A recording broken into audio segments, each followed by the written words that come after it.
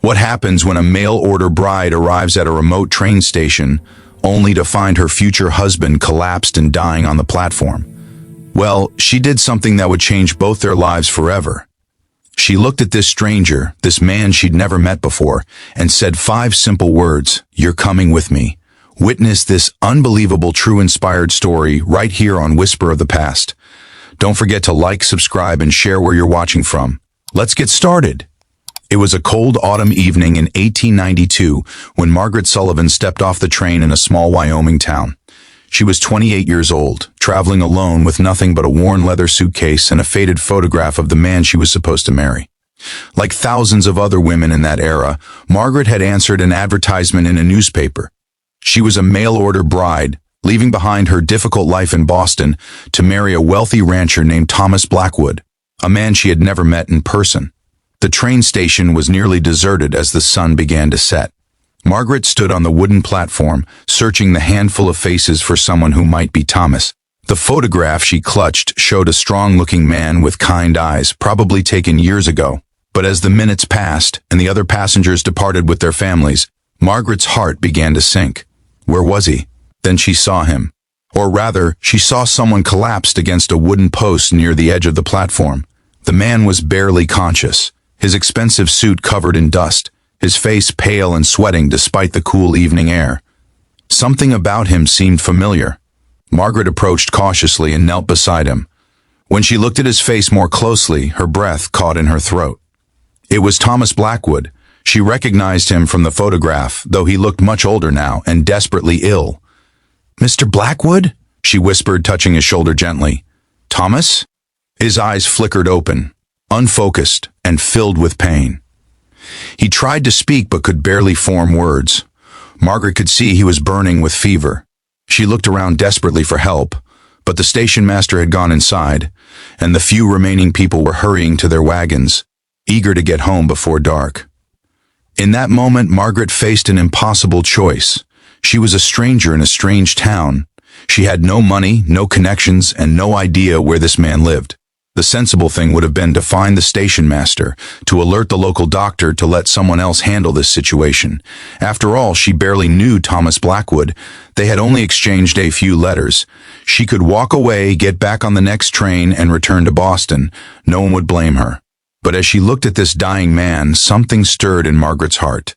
Maybe it was compassion. Maybe it was stubbornness. Maybe it was the memory of her own mother dying alone because no one had stopped to help. Whatever the reason, Margaret Sullivan made a decision that would shock everyone, including herself. She grabbed Thomas under his arms and said firmly, "You're coming with me." Getting a 6-foot-tall man who could barely walk into a wagon was nearly impossible, but Margaret was determined. She found the station master and convinced him to help load Thomas into a rental wagon.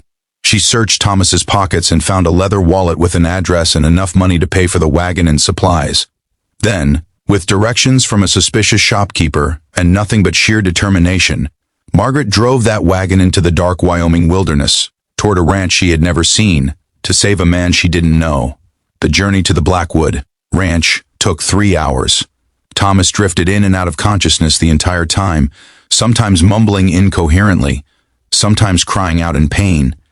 Margaret kept talking to him, keeping him awake, telling him stories about Boston, about her childhood, about anything she could think of. She had no medical training, but she knew that if he fell into a deep unconsciousness, he might never wake up. When they finally reached the ranch, Margaret found it completely deserted. The ranch hands had apparently left weeks ago, possibly believing their employer had abandoned them. The house was massive but empty, covered in dust and filled with shadows. Margaret didn't have time to be afraid. She got Thomas inside, stripped off his fever-soaked clothes, and began doing everything she could remember about treating illness. She boiled water on the old stove. She found clean linens in a chest and made compresses to bring down his fever. She searched the house and found a medicine cabinet with various remedies. She crushed herbs, mixed tonics, and forced liquids down Thomas's throat every hour. For 3 days and 3 nights, Margaret Sullivan stayed by the bedside of this stranger, barely sleeping, refusing to let him die. On the 4th morning, Thomas Blackwood opened his eyes and saw clearly for the first time. There, slumped in a chair beside his bed, was a woman he didn't recognize. Her hair was disheveled, her dress was stained and wrinkled, and she was sound asleep from exhaustion. Slowly the memories came back to him, the fever that had struck him on his way to meet his mail-order bride. Collapsing at the train station, a woman's voice saying, "You're coming with me." And then 3 days of blurry images, cool cloths on his forehead, gentle hands helping him drink, a voice constantly talking to him, pulling him back from the darkness. "You stayed," he whispered, and Margaret's eyes flew open. What happened next became legendary in Wyoming. Thomas Blackwood did marry Margaret Sullivan, but not right away. They spent months getting to know each other, becoming friends first. Margaret helped Thomas rebuild his ranch, hiring new hands and managing the accounts with a sharp mind for business. Thomas discovered that the woman who had saved his life was also brilliant, funny, and remarkably brave. Their marriage became a true partnership. Together, they built one of the most successful ranches in Wyoming.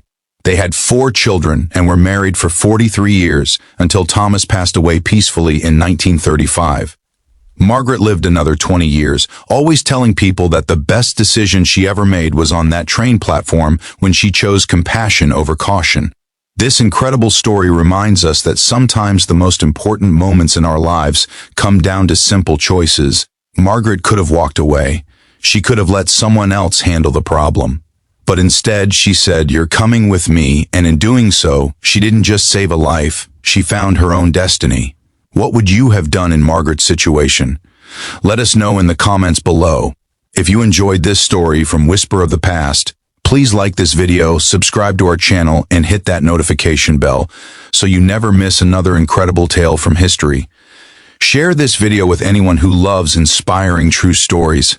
Until next time, keep listening to the Whispers of the Past.